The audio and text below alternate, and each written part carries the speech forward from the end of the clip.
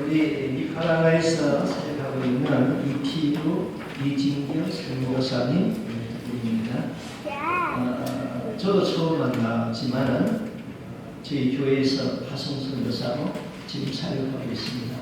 오늘 이 선교사님이 말씀을 정리하고 환영하는 마음으로 오른손을 들어서 환영합니다. 할렐루야. 할렐루야. 만나서 너무나 반갑습니다. 우리 한 번만 더 말씀 선포하고 한번 나눔을 가졌으면 좋겠습니다. 요한 1서 4장 9절로 10절까지 두 절의 말씀을 한번 찾아서 읽고 간증을 나누도록 하겠습니다. 요한 1서 4장 9절로 10절 두 절의 말씀입니다. 시작. 하나님의 사랑이 우리에게 이렇게 나타난 바 되었으니 하나님이 자기의 독생자를 세상에 보내심은 그로 말미암아 우리를 살리려 하심이라. 사랑은 여기 있으니 우리가 하나님을 사랑한 것이 아니요 하나님이 우리를 사랑하사 우리 죄를 속하기 위하여 화목 제물로 그 아들을 보내셨음이라. 아멘. 잠시 기도하겠습니다. 사랑하시는 주님, 하나님 말씀 앞에 섰습니다. 하나님께서 한 인생에 행하신 그 일들을 나눌 때에 사람이 아닌 하나님의 그 영광만 드러나게 하여 주십시오. 이 시간, 이 장소, 주님 사랑하는 자녀들 주님 손에 올려드리올 때 예수 그리스도 이름으로 기도하였습니다. 아멘. 아멘. 저는 니카라과에서 살고 있는 이피루 선교사라고 합니다. 저희 아내 이진경 선교사와 또 딸 다솜 8살 된 다솜이하고 올해로 이제 6세 된 모세 이렇게 두 자녀를 함께 살고 있습니다. 자녀와 함께. 저희 사역을 나누기 전에 하나님께서 내 인생에 먼저 행하신 그 하나님의 선교, 한 인생에 행하신 그 일들을 먼저 좀 나누려고 하는데요. 저는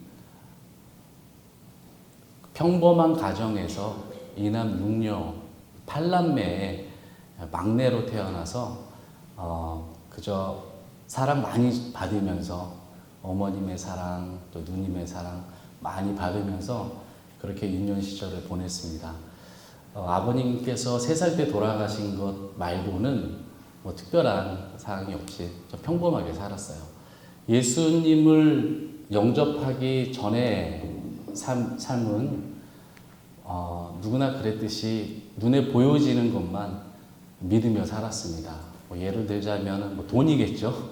물질, 사람, 나의 우리 젊은이들이 많이 추구하고 있는 스펙, 내 자신에게 속한 것, 내 자신을 믿으면서 그런 것을 이제 잡으려고 그렇게 무던히 노력하며 살았던 인생이었습니다. 그러니 눈에 보이지 않는 하나님은 믿을 수가 없었죠. 보이지 않으니까 만져지지도 않고. 그래서 하나님을 믿는다고 하는 크리스찬들을 참 답답하게 생각하면서 그렇게 젊은 시절을 보냈습니다. 그러니 저희 젊은 시절은 그 물질과 사람과 그러한 인정과 좋은 평판을 더 얻기 위해서 그런 것들 더 얻기 위해서 공부를 하고 또 열심히 일을 하면서 살았습니다. 일을 하루에 15시간씩 일을 하면서 그 한국 사회 아시죠? 경쟁 사회에서 살아남기 위한 그런 몸부림을 쳤던 청년 시절을 보냈던 기억이 있습니다. 이민 사회도 마찬가지죠. 참 힘든 삶을 살고 계시죠? 우리 선화목자교회 성도님들 학생들 공부하시는 목적이 무엇이고 또 열심히 또 살아가시는 목적이 무엇입니까? 저는 믿기로는 하나님의 영광을 위해서 공부하시고 또 열심히 살고 계시다고 믿고 있습니다. 아멘이시죠? 네. 근데 저는 예수님 믿기 전에 하나님의 영광 이런 건 전혀 상관없이 그저 그냥 더 많은 소유, 더 많은 인정을 받으면 그것이 곧 행복인 줄 알았습니다. 인생의 행복인 줄 알았어요. 그러니 남들보다 더 열심히 일을 해야 되겠죠. 또 일해서 돈을 좀 벌게 되면 그걸로 이제 나의 쾌락을 위해서 이렇게 쓰면서 살았죠. 그러니까 나의 쾌락을 더 즐기기 위해서 열심히 일을 하고 열심히 일을 해서 돈 번 걸로 또 나를 위해서 사는 그런 죄인의 삶을 살았습니다. 하나님이 지으신 한 영혼, 하나님으로만 만족하고 하나님으로 채웠을 때만 창조의 목적이 이루어지는 걸 몰랐죠. 그렇기에 이 세상에 있는 것들로 이제 이렇게 막 집어넣으려고 그랬죠. 퍼부으려고. 돈, 쾌락, 술, 나를 즐겁게 하는 것들로 내 존재에 계속 쑤셔 넣었습니다. 하지만 그럴 때마다 공허함은 더 해갔죠. 만족은 없었고, 또 다른 거를 또 집어넣으면 만족이 올까 싶어서 또 더 많은 거를 트라이해서 막 넣어보려고 했지만, 그럴 때마다 더 많은 공허함과 그러한 실망감이 내 인생을 잡고 있었습니다. 저는 군대를 제대를 하고 저희 형님이 이제 기술자세요. 기계 부품을 만드는 밀링이라고 그러죠. 제조업을 하는 그런 기술자인데 형님이 사업을 크게 망하게 되면서 제가 이제 학업을 포기하고 형님과 함께 그 제조업 사업에 뛰어들게 되었습니다. 저는 이제 시다발이죠. 기술자가 아니니까. 왜냐면 우리 집이 이제 쫄딱 망해서 어머님은 미국으로 사실 곳이 없어서 미국으로 가시게 되고 저희 집이 거처할 곳도 없었습니다. 그래서 형님과 함께 조그만 컨테이너 하나 사서 살면서 기계를 이제 리스 받아가지고 시다발이의 삶을 시작했어요. 얼마나 열심히 일을 했냐면 오더는 너무나 많은 거예요. 형님이 기술이 좋다 보니까. 그런데 부품을 깎아서 주면 돈을 줘야 되는데 돈 대신에 무슨 종이 딱지를 주는 거예요. 어음이라 그러죠. 근데 이게 3개월 있다 준다 그러더니 받으러 가면 또 2개월 있다 오라 그러고 6개월 있다 오라 그러고 나중에 받지도 못하는 돈이 점점 많아지는 거예요. 그때가 이제 1997년 IMF를 맞이했을 때입니다. 하부 아주 조그만 하청업체였기 때문에 일한 걸 제대로 받지도 못하고 이제 쫄딱 망하게 됐죠. 이제 한 양심 있는 거래처는 돈 대신에 저에게 신발을 엄청나게 많이 줬어요. 동대문에서 파는 그 여자 샌들 같은 건데 그런 거를 한 트럭이 아니라 몇 트럭을 주셨어요. 돈 대신에. 그래서 왜냐면 신발을 만드는 기계의 부품을 만들어 줬는데 그래서 그 신발을 저희가 이제 어떻게 팔아야지 먹고 살잖아요. 그래서 그 신발을 저는 길거리에서 팔고 형님은 조그만 구멍가게 하나 앞에 자리 얻어가지고서는 둘이서 이제 3만 원짜리 동대문에서 2만 원, 3만 원에 파는 거를 길거리에서 5천 원에 팔기 시작했어요. 그리고 얼마나 많이 팔렸겠어요. 그래서 막 이렇게 파는 걸로 겨우 그 하루하루를 연명하고 그렇게 살고 있을 때에 갑자기 비가 오는 거예요. 길거리에서 제가 신발을 팔고 있는데 비가 와서 신발이 적게 되면 안 되니까 형님 가게 있는 데 가서 플라스틱 백을 하나 이제 얻으려고 오토바이를 타고 이제 가는 중에 갑자기 우리 모세만한 6세짜리 남자애가 길에서 튀어나오더라고요. 그래서 애를 제가 정면으로 쳤어요. 정면으로 치고 애기가 오토바이 밑으로 깔고 지나가는 느낌이 있더라고요. 정신이 하나도 없었습니다. 피가 이제 얼굴에서 막 나고 있었고, 모세만한 남자애를 내가 안고 병원에 갈 수 없잖아요. 오토바이를 타야 돼. 엄마 아빠는 어디인지도 모르고 유치원에서 나오면서 바로 비가 오니까 집에 가겠다고 이제 뛰어갔는데 이제 바로 앞집에 있는 비디오 가게 아들이었습니다. 그래서 길에서 서 있는 자동차를 타고 병원에 가서 이제 겨우 이제 수술까지는 아니고 여기 이마에 이제 좀 많이 찢어졌어요. 그러니까 감사하게도 의식도 있었고 다 다친 곳은 아무것도 없었습니다. 여기 이마가 좀 찢어진 것. 근데 그것으로 인해서 이제 부모님들이 합의라 그러죠. 그래서 저한테 돈을 요구하기 시작한 게 약 2달 반 정도를 끌더라고요. 이번 주에 300만 원만 가져오세요. 다음 주에 500만 원 가져오세요. 합의를 계속 밀어주면서 그렇게 해서 2달 반을 1,800만 원 정도까지 돈을 올리면서 그때 돈이 어디 있습니까?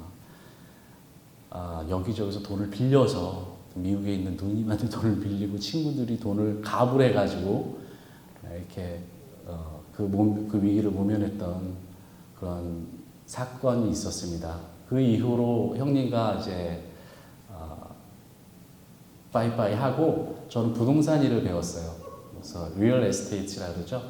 부동산 일을 이제 배워서 부동산 회사에 취직해서 정말 일만 했어요. 아침 6시부터 저녁 밤까지 남들보다 더 이악 물고 일을 열심히 했는데 결국에는 이제 나중에 계약이 터지고 점점 이제 돈이라는 게 이제 좀씩 들어오기 시작을 하는 거예요.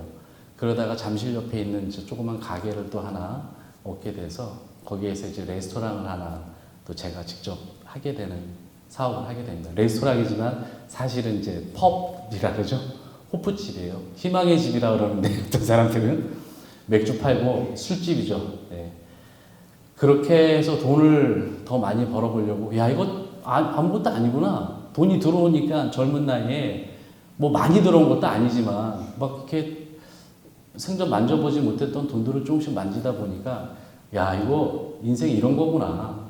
젊은 사람이 하나님을 모르고 수중에 돈이 있으니 어떻게 살았겠습니까? 계속해서 쾌락, 또 친구들과 올려다니고 술로 또 살고 그리고 또 일은 열심히 해요. 그거를 또 누리기 위해서 사람들한테 돈을 쓰면 피로 쟤 정말 멋진 애네. 괜찮은 사람이네. 젊은 청년이 참 괜찮네. 이런 소리를 듣는 게 제 인생의 또 하나의 정말 목적이었습니다. 돈과 사람으로부터의 인정과 평판. 그 2가지는 제 인생의 가장 중요한 그런 요소였어요. 그 2가지를 항상 쫓아다녔죠.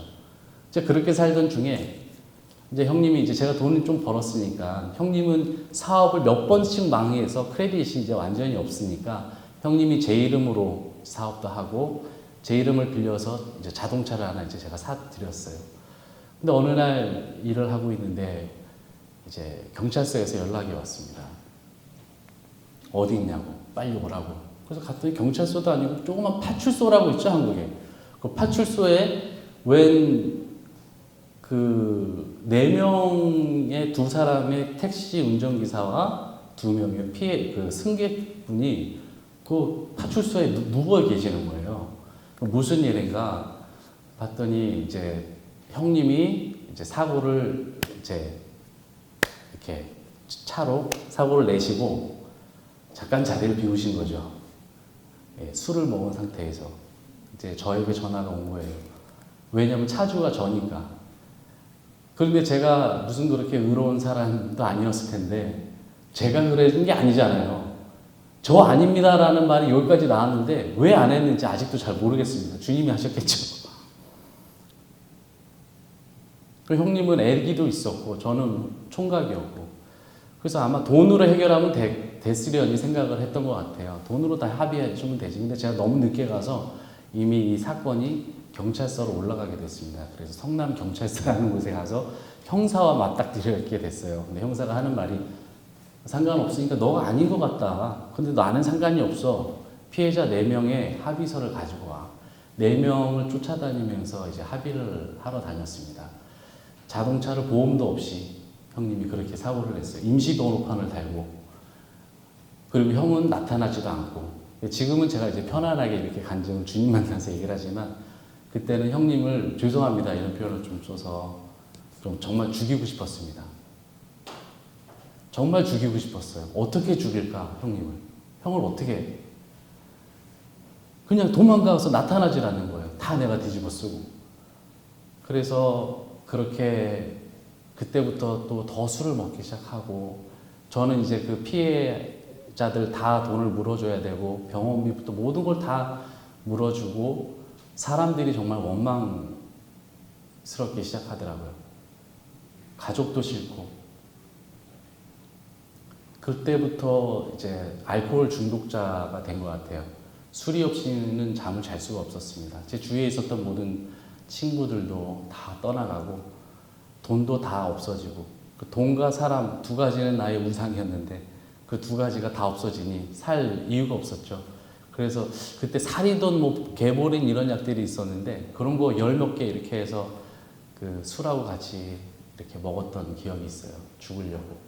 근데 머리만 아프고 안 죽더라고요. 더 많이 먹었어야 되나 봐요. 그 죽으려고 먹은 약을 밤에 내 혼자 있으면서 살려달라고 내 속에서 얘기를 하고 있더라고요. 죽으려고 했었던 놈이 죽을 용기도 없었던 그러한 참 찌질한 놈이었죠. 그러고 있을 때 참 하나님께 대해서 참 많이 욕을 했어요. 정말 뭐 하나님? 사랑의 하나님 살아계셔? 왜냐하면 미국에 계신 저희 누님이 또 저희 어머님이 저에게 하나님에 대해서 계속 가끔 이제 전화 통화할 때마다 얘기를 하셨었거든요. 사랑의 하나님, 필요의 하나님이 너를 사랑하신다. 근데 그런 일을 당하고 나니까 하나님이 어디 계셔요? 사랑의 하나님이 살아계시면 이런 일이 어떻게 나한테 벌어져? 하나님은 다 가짜고 하나님은 존재하지 않아요. 그러면서 하나님께 대해서 막 욕을 했었던 그러한 일이 있었습니다. 그럴 때 이제 미국에 살던 저희 누님이 저를 초대해 주셨어요, 미국에. 그래서 미국으로 갈 수밖에 없었죠. 미국에 가서도 미국에 도착을 했는데 도착하자마자 아니나 다를까 누님은 저에게 예수님, 성령님, 하나님 아버지, 복음, 예수님의 십자가, 교회 이거 외에는 다른 얘기를 하지 않는 거예요. 아침부터 저녁까지 그렇게 저희를 전도하려고 복음을 전했는데 그게 얼마나 듣기 싫고 안에서 짜증이 나는지 제 기억으로 한 6개월 정도 싸웠던 것 같아요. 싸웠던 게 이제 제 일방적인 퍼부음이지 누님은 그냥 듣고 계시죠. 그러면 방에 들어가셔서 조용히 울면서 기도를 했었던 하루는 성경이 믿어지지 않아서 제가 정말 찢어버린 적도 있어요. 이게 어떻게 믿어지지? 정말 이상한 사람들이네. 교회 갈 시간에 더 열심히 일을 해서 돈을 벌든가지 이제 그런 생각을 가지고 있었을 때 이제 다툼이 이제 피곤해지더라고요. 그래서 오케이, 내가 한번 교회 나가줄게. 교회 나가줄게. 누나를 위해서, 가정을 위해서, 나를 위해서가 아니라 하나님의 영광이 이런 거 상관없이 이제 더 이상 싸우기 싫다. 내가 교회 나가줄 테니까 이제 그만 싸우자. 근데 그럴 때마다 제가 누님한테 6개월 동안 제일 많이 했던 말이 있습니다. 하나님 좀 보여줘봐. 어디 기적이라는 거 좀 보여줘. 기적 많이 하시네. 어디 좀 뭐 좀 보여줘봐, 기적. 살아 계신 걸 내가 좀 알아야, 내가 좀 감지를 해야 교회를 나갈 동기가 있을 거 아니냐고. 뭘 좀 보여줘봐요. 누나는 뭐 어떻게 하나님 보면 죽는데 그냥 조용히 가서 또 기도를 하셨던 그 말을 제일 많이 했던 것 같아요. 보여줘봐 좀. 나 보면 믿을게. 보면 교회 갈게. 그렇게 해서 교회를 나가게 됐는데 교회를 나가니까 뭐 이렇게 나쁜 게 없더라고요 또. 왜냐면 교회 가니까 일단 젊은 청년들이 있잖아요. 이쁜 아가씨들도 있고 제 또래 친구들도 있고 그리고 직장도 주시더라고요. 보험회사에 어떤 분이 좀 미국에 가서 말도 안 되지 아무것도 할 수 없는 그런 쫄딱 망한 사람인데 아니 뭐 다 해결되는 거예요. 교회에서 다 줘요. 그리고 교회 가니까 너무나 막 이렇게 그때 잘 적응이 안 됐던 단어들 막 쓰시는 거예요. 형제님 사랑합니다. 이거 너무나 막 이렇게 닭살 돋고 평생에 이제 그런 집단에서 있어 보진 않았으니까 어렸을 때 이제 크리스마스 때나 가고 군대에서 이제 가라 그러니까 갔었던 교회인데 이제 그런 것들의 문화가 이제 조금 잘 적응이 안 됐지만 너무나 편한 거예요. 교회가 좋은 말 해주시죠. 그리고 또 좋아하는 악기 앞에서 찬양팀이 또 넣어놨어요. 저 또 나가지 못하게 하려고 기타 치는 거 좋아하니까 또 찬양 그룹으로 열심히 섬기고 또 성경 공부도 가야 되고 토요일에는 청년부 모임 가고 수요 예배, 금요 예배 가고 그러다 보니까는 일주일에 5번씩 교회를 가는 거예요. 근데 그게 이렇게 가다 보니까 이게 익숙해지더라고요. 목사님이 하는 사형리 이거 따라서 하니까 나는 죄인입니다. 예수님을 받아들입니다. 이 말만 하면은 천국을 간다 그러는 것 같기도 하고. 그래서 이거 교회 생활 별거 아니구나. 종교적인 행위로만 교회를 다녔죠. 근데 익숙해지다 보니까 정말 그게 내가 구원을 받은 줄로 착각을 하고 그렇게 살고 있을 때였어요. 한 1년 반 이상을 이제 그렇게 교회 생활을 하고 있을 때 이제 그러한 생각들을 하나님께서 완전히 좀 깨어뜨리는 그런 사건이 하나 있었습니다. 그때 수요 저녁 예배였었는데 성도님들이 이렇게 예배를 드리러 준비 찬양을 저희가 찬양을 하고 있었는데 저는 옆에서 기타를 치면서 가끔 몇 분의 성도님들이 찬양 중에 울긴 하셨어요. 근데 그날 왠지 모르겠습니다. 거의 모든 성도님들이 다 손을 드시고 눈물을 흘리시는 거예요. 그때 찬양이 주님 사랑해요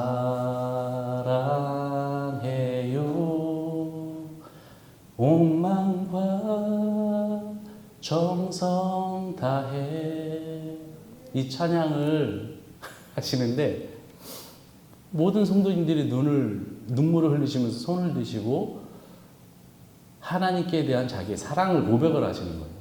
주님 사랑해요. 무엇보다도 사랑합니다. 근데 찬양팀을 봤더니 찬양팀도 찬양을 제대로 못하면서 그 고백을 하고 있는 거예요. 무섭더라고요. 이거 뭐지? 가끔 가다 우시는 분들 계셨지만 이렇게 많은 사람들이 하나님께 대해서 막 눈물을 흘리면서 예수님 사랑해요. 내가 주님을 가장 사랑합니다라는 고백을 하는데 야 이거 나만 안 울고서는 맨정신에 이 기타를 치고 있는데 사람들의 고백 한 명씩 하는 것을 이렇게 보면서 제 스스로 합리화를 시켰습니다. 저 장로님 맞아. 얼마 전에 사업 망했다 그랬지. 그래서 이렇게 우실 수 있어. 맞아. 아이고 저분 부모님이 최근에 돌아가셨다 그랬는데 그래서 우는 거구나. 아이고 저 자매님 남자친구가 떠났다 그랬지. 이게 스스로 합리화를 시키면서 울 수 있는 그런 분위기로 분위기를 탄다 그러잖아요. 옆에 사람 오면 나도 울고 싶은 그런 거나 보다. 그래서 오케이 뭐 그런가 보지. 이런 감정에 동요되어서 이렇게 우나 보다 생각했는데 갑자기 내 머릿속에서 이런 생각이 드는 거예요. 만약에 그 눈물이 사실이라면 어떻게 하면 저들의 눈물이 고백이 진짜면 너는 뭐니? 저는 못하겠는 거예요. 고백을 보이지 않는 하나님한테 하나님 내가 가지고 있는 거 소유 관계 나의 앞으로의 미래는 이런 거 모든 것보다 주님을 더 사랑해요. 이 고백을 저는 보이지 않는 하나님한테 할 수 없는 존재더라고요. 저는 그냥 구원을 받았다고 치고 그렇게 살았는데 나는 그렇게 할 수 없는 존재니 내가 지금 당장 저들은 그러면 하나님의 백성이네. 저들은 정말 천국 백성이라는 존재들의 고백이네. 그렇다면 나는 지금 죽으면 지옥이구나. 내가 여태까지 그토록 믿고 있었던 이렇게 하면 구원 천국 갈 수 있다는 그런 막연한 상상 속에 있었던 믿음이 완전히 이제 다 깨어지는 시간이었습니다. 난 지금 죽으면 지옥이다. 저들과 다르니까 큰일 났다. 어떡하지? 그 다음 날부터 제가 뭘 했냐면 특히 청년부들 친구들한테 쫓아다니면서 형제님 어저께 이거 예배 중에 많이 우시던데 그 고백 진짜예요? 저는 이런 말을 듣고 싶었어요. 속내 다들 우니까 그냥 나도 그냥 좀 동요돼서 그랬지 갑자기 옛날 생각도 나고 이런 얘기를 듣고 싶었는데 그 형제님 평소에 나랑 막 잘 놀러 다니고 그랬던 형제가 네 어저께 왠지 모르게 그 하나님께 내 사랑을 고백하지 않으면 안 됐습니다. 이 고백을 하는 거예요. 근데 겉으로는 웃죠. 그래요? 근데 안에서는 이제 막 이렇게 막 충돌이 나는 거예요. 나는 못하니까. 자매님, 어저께 그 그 고백 그거 진짜예요? 네. 그때부터 내 안에서의 이제 전쟁이 시작됐습니다. 내가 여태까지 들었던 하나님은 나의 하나님이 아니구나. 나는 지금 가다가 교통사고 나면 어떡하지? 하늘에서 뭐가 쭉 떨어져서 내 머리에 떨어질 것 같기도 하고, 막 이런 두려움이 막 있는 거예요. 그렇게 이제 한동안을 살았습니다. 그러는 중에 그날도 동일하게 이제 수요 예배였는데, 수요 예배 이제 목사님께서 설교를 이렇게 하시는데, 십자가의 의미에 대해서 설명을 해주시더라고요. 너무나 이제 1대1 제작 훈련으로 그것도 많이 받아와서 다 아는 거예요. 근데 십자가의 의미가 무엇인지를 한참을 설명을 하시더니 요한일서 4장 9절의 말씀을 선포를 하시는데, 하나님의 사랑이 우리에게 이렇게 나타난 바 되었으니 독생자를 우리에게 보내시면 그로 말미암아 우리를 살리려 하심이라. 이 말씀을 선포하는데 그 전에 들었던 말씀이거든요. 요한복음 3장 16절과도 너무나 비슷하고. 그런데 말씀 읽는데 갑자기 와, 이거 진짜네. 근데 그토록 어렸을 때부터 들었던 그 예수님이 이 땅에 오신 그 이유, 십자가에서 나를 위해서 내 죄를 다 뒤집어 쓰시고 죽으시기 위하여 이 땅에 오셨다는 것이 이게 사실이네. 와, 하나님 아버지가 아들을 보내셨네, 나를 위해서? 진짜구나. 이거 그냥 눈에 보여지는 거, 만져지는 거, 이거보다 더 사실이구나. 하나님이 사실이구나. 이게 그냥 순간적으로 믿어지는 거예요. 설교 중에. 와, 이거 진짜네. 이거 눈에 보이지 않는 공기가 보이지는 않지만 실제로 존재하는 것과 같이, 공기 없으면 내가 살 수가 없잖아요. 하나님 아버지가 살아 계시네. 예수 그리스도가 진짜 오셨네. 성령님이 살아 계시네. 이게 그냥 머리에만 이렇게 있던 게 그냥 내 마음으로 그냥 알게 된 거예요. 그 순간 내 안에서 뭐가 올라오더라고요. 이렇게 울음 같은 게 뭐가 이렇게 올라오는데, 내가 예배 중이니까 어떻게 해요? 이렇게 터져 나오는 걸 가려야 되잖아요. 이렇게 하고 앞에서 두 번째 자리, 항상 누님이 저 맨 앞자리에 앉으셨는데 맨 앞에서 두 번째 자리, 의자와 의자 사이에 엎드렸습니다. 왜냐면은 예배를 방해하면 안 되니까. 설교 중인데 제가 막 터뜨리는 게 싫어가지고 이렇게 그러고 있는데, 그때 평생 잊지 못할 하나님의 음성이 제 마음에 들렸습니다. 귀로 들리는 게 아니고요. 이거 지금도 어떻게 설명할 수 없는데, 내 마음 안에서 너무나 또렷한 음성으로, 사랑하는 아들아, 내가 너의 진짜 아빠다. 내가 너의 육체의 아빠보다 더 아빠야. 내가 너를 사랑한다. 너무나 또렷한 음성이 내 안에서 이렇게 뭐라고 들린 게 아니죠. 토시 하나까지도, 사랑하는 아들아, 내가 너의 육체의 아빠보다 더 아빠야. 그때 제가 이제 완전히 이제 무너졌죠. 그때부터 저 기억으로는 그냥 아빠, 그냥 내 존재로 회개를 했었던 기억이 있습니다. 평생 하나님을 대항하고 반항하고, 하나님 없다 그러고, 그러면서 죄 지었던 것들, 음란하고 거짓 행하고 사기치고 사람들 인정받으려 하고, 이 했었던 것들을 그냥 입으로가 아니라 그냥 빛 앞에 있는 어떤 어둠의 존재인 것 같은 그런 견딜 수 없는 고통으로 이렇게 회개를 했었습니다. 시간이 얼마나 지났는지 모르는데, 제 예배를 눈을 떠서 보니까 아무도 없어요.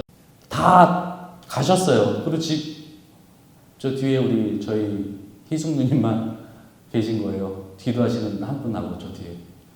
그러면서 필요야, 너가 2시간 넘게 아빠만 외쳤다 그러더라고요. 근데 보니까 이제 코하고 눈물이 밑에 이렇게 흥건히 있는데, 코가 땅에 연결돼가지고 끊어지지가 않는 거예요. 연결이 돼 있어. 얼마나 나는 몸에 있는 모든 눈물, 콧물이 다 나온 것 같아요.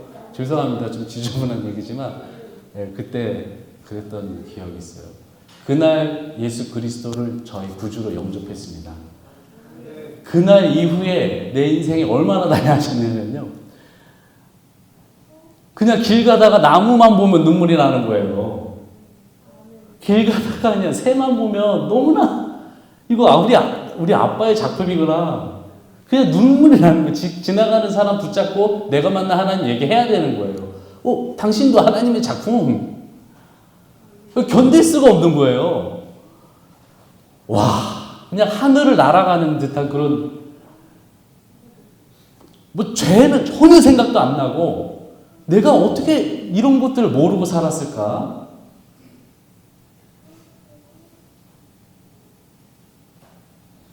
그러고 나서 크게 달라진 것 첫 번째는 뭐냐면, 이 성경이요.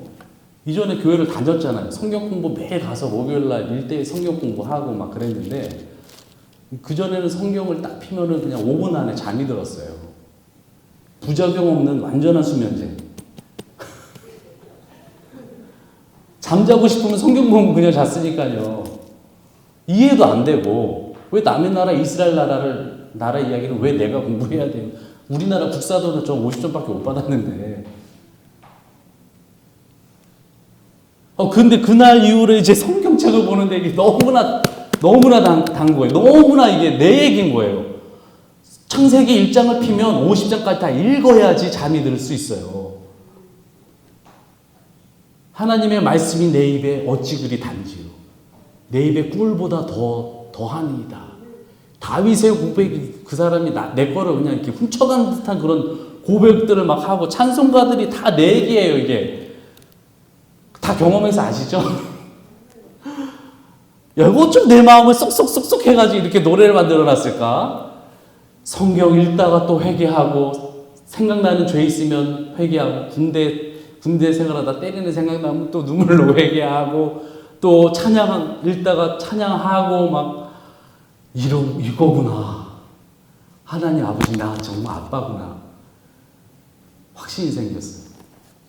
그리고 정체성이 딱 달라지더라고요. 저는 왜 우리 아빠 없지? 젊은 시절에 항상 부정적인 청년이었습니다. 없는 것에 대한 불평, 불만. 나는 왜 이렇게, 우리 집은 왜 가난하죠? 왜 나는 우리 아빠 없어? 나는 왜 이렇게 스마트하지 못하지? 쟤는 천재인데 나는 왜 그런 지능이 없을까? 항상 이렇게 없는 것에, 있는 게 너무나 많은데 없는 것에 대해서 막 이렇게 포커스 해가지고 그렇게 살았었던 부정적인 청년이었는데, 아니 언젠가 말씀을 읽다 보니까 에베소서 말씀을 보니까 찬송하리로다 하나님 곧 우리 주 예수 그리스도의 아버지께서 하늘에서 그 모든 신령한 복으로 우리에게 복 주시되 곧 창세 전에 그리스도 안에서 나를 택하사. 창세 전에 하나님이 날 택했어? 여기 만들기 전에? 와, 어떻게 그럴 수가 있지? 그러니까 하나님이죠. 그러니까 하나님이 2022년에 나 이렇게 선교사로 부르기 이전에 내가 죄 가운데 있을 때, 우리가 아직 죄인 되었을 때 나를 사랑했는데, 그 전에 그리스도 안에서 나를 딱 택해가지고, 야, 너 내 자식이야. 이게 창세 전에가 지금으로부터 몇 년 전인지도 모르지만, 예? 우주를 만들기 전에 이미 나는 하나님의 마음 안에, 생각 안에 있었구나. 하나님의 마음과 생각 안에 있으면 그거는 그냥 실제죠. 말씀으로 창조를 하셨는데 하나님 생각 안에 있었으면 그건 그냥, 우리 생각은 다르잖아요. 우리의 마음은 원이 있으되 못하지만 하나님은 그 마음의 원대로 역사하시는 자의 뜻을 따라 그냥 딱 그 마음에 내가 있었다는 게, 와, 내가 하나님 안에 있었구나. 그거를 깨닫게 되는 순간에 내 아빠 없는 거, 이거 다 하나님 플랜이잖아요, 어떻게 보면. 이렇게 모든 게 다 해결이 되는 거예요. 하나님이 나를 이미 정직어 주셨구나. 그렇게 정체성이 해결이 되더라고요. 내한테 없는 것에 집중하는 것이 아니라, 나 하나님의 아빠구나. 그 이후에 계속 그렇게 이제 살 줄 알았는데, 어느 순간부터 하늘을 나는 삶이 이제 조금씩 땅으로 내려오면서 일도 하게 되고 사람과 부딪히고 말씀과 기도의 생활이 좀 또 교회도 섬기게 되고 뭐 이런데 사역하고 더 아는 것은 점점 더 많아지는데 내 안에서 죽었다고 생각했던 그러한 옛날의 그 정욕들이 다시금 올라오는 것을 보았습니다. 그때마다 저는 너무나 괴로워서 또 기도원 가서 금식하고 어떻게 하면 해결받지? 말씀만 읽으면 되나? 기도 많이 하면 되나? 금식 기도하면 되더라고요. 며칠밖에 안 가서 그러지. 사람들한테 물어보니까 신앙의 선배들한테 목사님들 물어보니까 다 그렇게 사는 거야. 뭘 그렇게 유난하게 그래. 다 그러면서 사는 거야. 그냥 대충 살아. 이제 이런 답변만 받고 있을 때 어떤 선교 단체에서 하는 복음에 관련된 프로그램에 참여하게 되면서 제 존재가 복음 앞에 한번 서는 그런 기회를 갖게 되었습니다. 내가 복음을 안다고 하면서 제가 다녔던 섬겼던 교회의 목사님이 십자가 복음에 있어서는 한국에서는 굉장히 유명하신 분이고 그분한테 내가 직접 말씀을 배우니까 전 다 안다고 생각했던 그런 엄청난 교만한 자였죠. 근데 그거 아니잖아요. 내가 복음을 아는 거하고 누리는 거하고 너무나 다른 거잖아요. 내 안에 있는 거 복음의 능력은 하나도 없는 거예요. 지식으로만 있었지. 그런데 내가 죄 자체였다고 내 존재가 나는 하나님 예수님이 내 죄를 다 그냥 뒤집어 내 죄만 싹 갖다가 해서 돌아가셨다고 생각했는데 그게 아니라 내 존재 자체가 내가 그리스도와 함께 십자가에 못 박혔나니 그런즉 이제는 내가 사는 것이 아니요 오직 내 안에 그리스도께서 사시는 것이라. 내가 그리스도와 함께 죽은 거예요. 내 존재 자체가 이미 죽은 거예요. 그것을 믿음으로 말미암아 믿음으로 살아가는 것이 하나님의 자녀들의 삶이구나. 이제 그때 깨닫게 되면서 주님이 새롭게 이제 저를 불러주시는 그러한 계기가 되었습니다. 그때 이제 주님께 이제 주님 뜻대로 살을게요. 시간이 넘었나요? 그러면 제가 조금만 하면서 사역 나누겠습니다. 주님 뜻대로 살겠습니다라고 서원 기도를 했었던 기억이 있습니다. 그런데 이제 미국에서 살면서 어느덧 미국 생활에 익숙해지고 또 종교 이제 섬긴다고 하는 교회도 섬기고 선교 단체도 섬기고 말씀 공동체도 섬기면서 그것을 이제 하나님의 사역이라고 믿고 계속 이제 일을 하고 있을 때 하나님이 요나서 말씀을 통해서 저를 불러주셨어요. 저희 가정을. 그때 이제 제가 아내를 좀 만났었을 텐데 저희 가정을 아내와 저를 불러주실 때 요나서의 말씀을 주시면서 요나가 하나님께 부르심을 받았는데 욥바로 도망가다가 저기 배 타고 도망가다가 잡혀가지고 고래한테 잡혀가지고 니느웨로 가잖아요. 니느웨에서 회개를 막 선포하고 저 동쪽 그 산 위에 올라가가지고서는 어떻게 되나 이렇게 보잖아요. 그 보는데 이제 하나님이 그래도 박넝쿨을 예비하여 주셔서 박넝쿨 그늘 아래서 시원하게 있다가 망하지 않고 막 구원해 주신 게 막 짜증이 나는 거예요. 니느웨 사람들 싫어하는데. 그러다가 하나님이 밤새 이제 벌레 한 마리를 보내셔가지고 다 갉아먹게 한 후에 동풍을 한번 딱 부니까 박넝쿨 사라졌잖아요. 그러니까 하나님한테 막 개기는 거예요. 하나님 차례나 죽여주십시오. 근데 하나님이 말씀하시기를 야 너가 하룻밤에 자랐다가 하룻밤에 없어지는 박넝쿨도 너가 아끼는데 너가 그렇게 화내는 게 합당하냐? 옳으냐? 그랬더니 죽기까지 합당합니다. 뭐 말도 안 되게 막 하나님한테 개기는 거예요. 그런데 좌우를 분별하지 못하는 니느웨에 나의 백성은 12만인데 가축도 있어. 그들을 내가 아끼는 게 당연한 것이 아니냐? 그 말씀을 하실 때 야 너 필요야. 너가 언제까지 잠깐 있다 없어져 미국의 그 그늘 안에서 그거 시원하게 미국에서 주는 그런 거 재미 맛보고 있을래? 그거 잠깐 있다 없어질 거야. 전 또 미국에 살면서 또 익숙해진 저의 그러한 삶에 대해서 하나님이 다리 하나는 하나님께 있고 하나는 세상에 걸치고 살았던 나의 모습을 하나님 딱 드러내 주시더라고요. 근데 복음 듣지 못하고 죽어가는 영혼들이 있어. 어떻게 할래?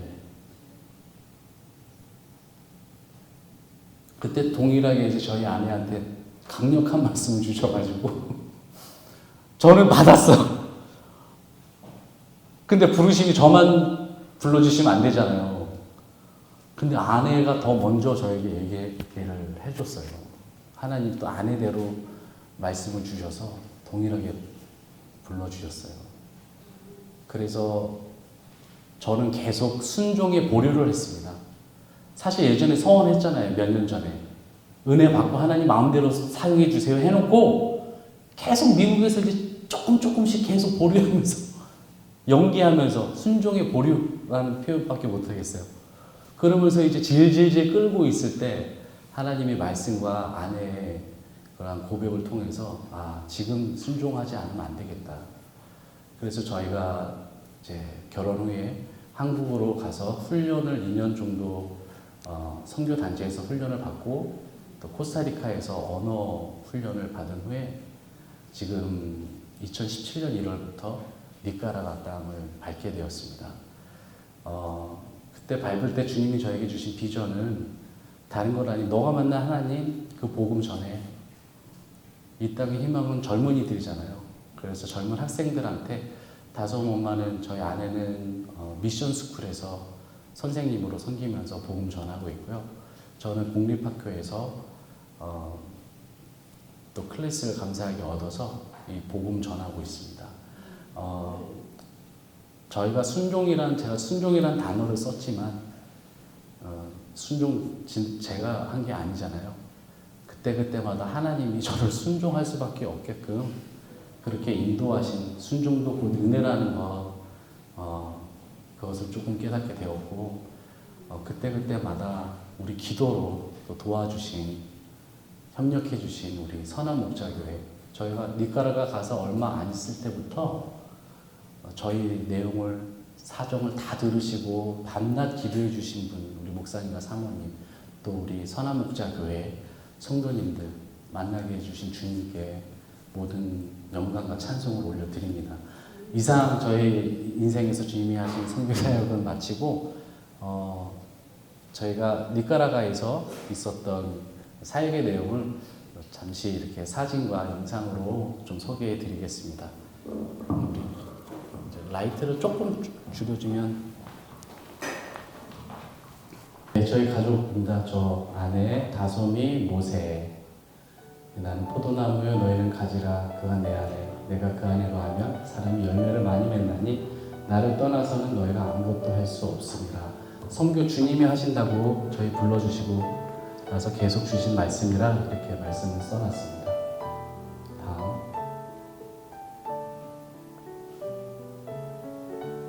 네, 니카라가 중미에 있어요. 온두라스하고 코스타리카 그 사이에 있고요. 나라 크기는 우리나라 남한보다 조금 작습니다. 한 70% 정도 사이즈예요.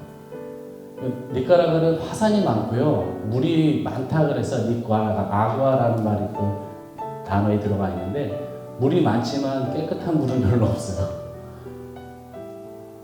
600만이 좀 넘는 인구가 있고요. 수도는 마나과입니다. 마나과 시내 사진이고요.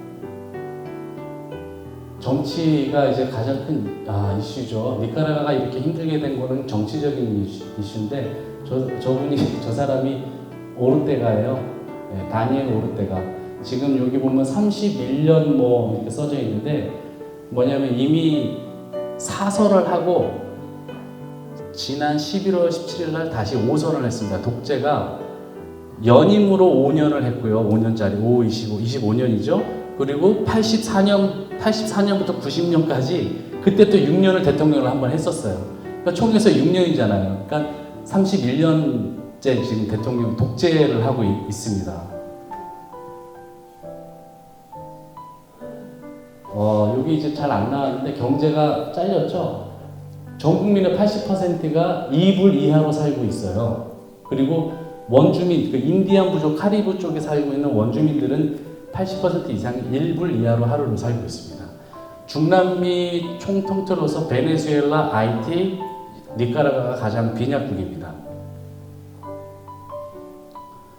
여기 보면은 왜 버스가 사진이 있냐면 버스에 하나님의 이름이 써져 있어요. 디오스 아몰, 뭐 포르탈레사, 하나님은 나의 사랑, 하나님은 사랑이시다, 하나님은 나의 힘이시다. 이런 게 시편의 말씀들을 다 더덕더덕 붙이고 다니는데 다 그 진정한 크리스찬은 없어요. 그 책을 보면은 크리스찬이 80%로 나오는데요. 대부분이 카톨릭입니다. 그리고 요한복음 3장 16절 하나님이 세상을 이처럼 사랑하사 독생자를 주셨으니 우리를 멸망치 않고 영생을 얻게 하려 하심이라 그 말씀을 아는 크리스찬이라 그러는데 아는 사람이 4%밖에 안 됩니다. 제가 가르치는 학교 그 지역 내에서는요. 수도가 아니거든요. 그 다음 저희 사역은 이제 세 가지로 교육이 중점이고 교육하면서 연관되어져 있는 교회들 함께 동역하고 있고요. 그리고 구제 사역 이렇게 하고 있습니다. 여기는 이제 우리 다솜 엄마가 이진경 선교사가 섬기고 있는 NCA라는 미션 스쿨이에요. 한 20여 년 전에 미국 선교사님이 세운 미션 스쿨입니다. 여기 학교의 목표는 선교사님들 자녀의 교육과 현지인들 중에 크리스찬 지도자를 키우는 것이 목적이에요. 그래서 그 비율을 선교사님 자녀와 현지인의 비율을 항상 이렇게 맞추어서 학생들을 입학을 받고 있습니다. 유치원부터 12학년까지 있고요.